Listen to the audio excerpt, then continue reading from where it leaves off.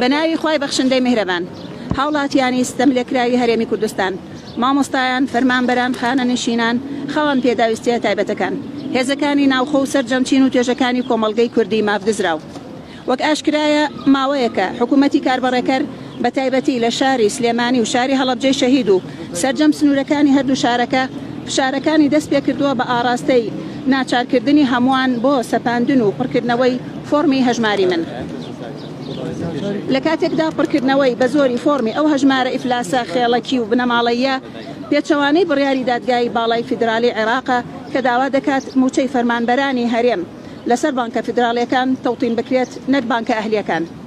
ئەزمۆنی تاڵی ساڵانی ڕابردوو لەگەڵ دەسەڵاتی هەرێم وای کردووە هیچ جۆرە متمانەیەک بەو حکوومەت و دەسەڵاتە نەکرێت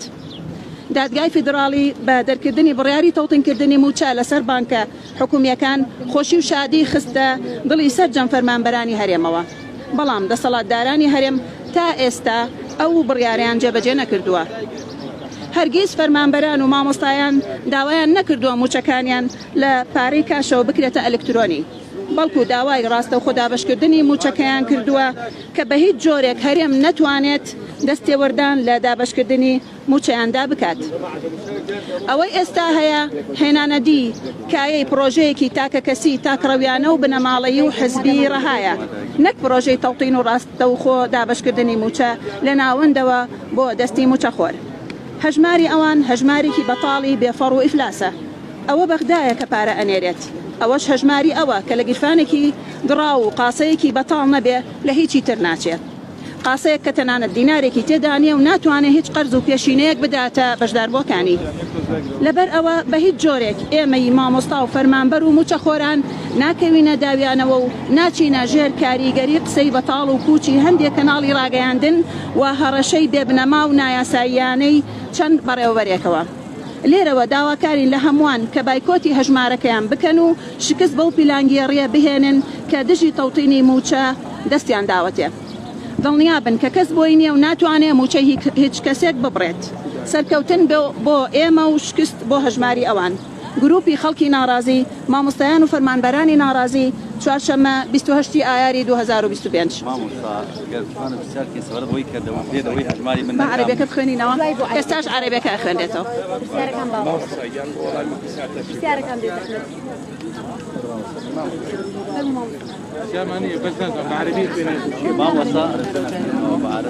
قال الله تعالى وقفوهم إنهم مسؤولون وقال رسول الله صلى الله عليه وسلم كلكم راع وكلكم مسؤول عن رعيته فالأمير الذي على الناس راع عليهم وهو مسؤول عن رعيته المواطنون المضطهدون في إقليم كردستان المعلمون الموظفون المتقاعدون الأشخاص ذوي الإعاقة القوى الداخلية لقد سلبت حقوق جميع فئات المجتمع الكردي من الواضح أن حكومة تصريف الأعمال في الفترة الأخيرة تمارس ضغوطا على الجميع لإجبارهم على ملء استمارة حسابي وبالتحديد في السليمانية وحلبت وحدود المدينتين. التاريخ الماضي المر لحكومة كردستان أدى إلى انعدام الثقة الكلية للمواطنين مع حكومة الإقليم. المحكمة الاتحادية بإصدار قانون التوطين ملأت قلوب المواطنين بالفرح والسعادة،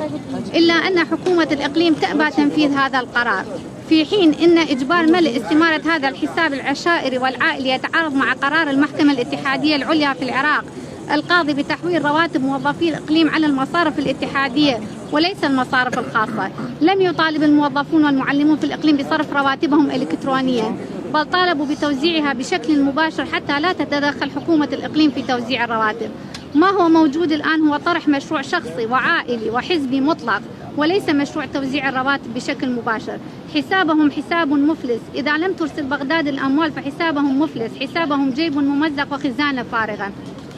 لا يحتوي على دينار واحد، ولا يستطيع إعطاء أي قروض أو سلف لمشتركيه، لذلك لا تقع تحت تأثير الكلام الفارغ لبعض القنوات الإعلامية والتهديدات الصبيانية من عدد من المدراء. نطلب من الجميع مقاطعة حسابهم وإحباط المؤامرة ضد توطين الرواتب. تأكدوا لا توجد أي جهة تستطيع أن تقطع راتب أي شخص. مجموعة المواطنين المحتجين ومجموعة الموظفين والمعلمين المحتجين الأربعاء 28 مايو.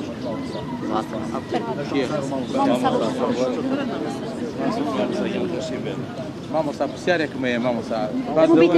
زیاتر وەرە پێشەوە مامۆستا باس لەوەکەن کە ئێوە دوای کۆنگرەیە بەرنامەتان هەیە بچنە بەغدا بۆچی ئەتان هەیە بچنە بەغدا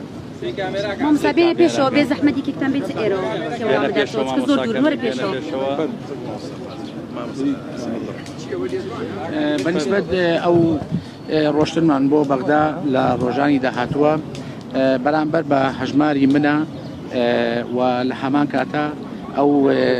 مەسلەی کارەبای بە زۆر سەپێنراوە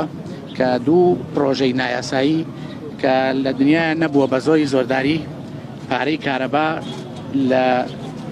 فەقیر و لە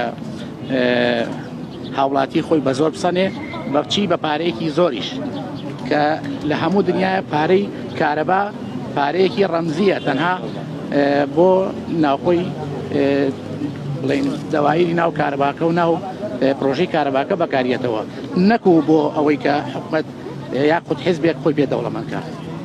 لەبەرەوە ئێمە درژی ئەوە ئێسکاڵات تۆمارەکەین پاشانیش بۆ هەژماری من ئەو هەژمارەی کە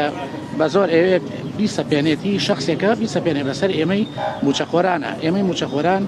چی مامۆسایان چی فەرمانبەران ئارەزومەندین ئەگەر هەر وەزارەتێک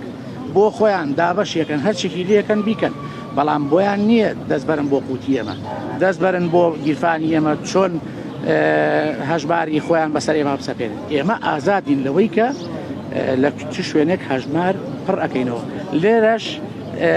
قەرارێکەیە کە قەراری دادگای فیدراڵی عێراقە ئێمەش لە چوارچەوەی عێراقین کە بڕیاری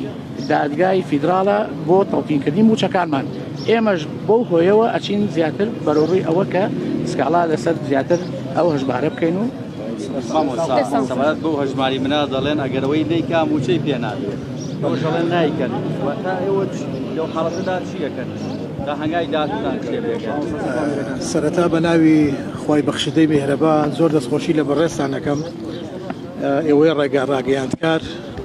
وەک دەسەڵاتی چوارەم دەنگ و ڕەنجی هەموو هاوڵاتیان بە شێوەیەکی گشتی ئەگوازنەوە بەنسبەت وەڵامی ئەو پرسیاری بەڕێزت حکوومەتی هەرێمی کوردستان کە ئێستا لە ئێستادا کاربەڕێکەرە وەک لای جەنابتان ڕوون و ئاشکرایە یعنی ئەگەر بە پێی یاسا هەر بڕیارێک دەربکات لە ئەنجومەنی وەزیران بۆ نموناوە معلومی بەڕێستانە پەرلەمانی کوردستان بۆ 6 مانگ زیاترە تا ئێستا بۆ نمونە کۆ نەبۆتەوە تەنها و کۆبوونەوە یەکەم نوێ کە سوێندی یاسایی کراوە حکوومەت تا ئێستا تەشکیل نەکراوە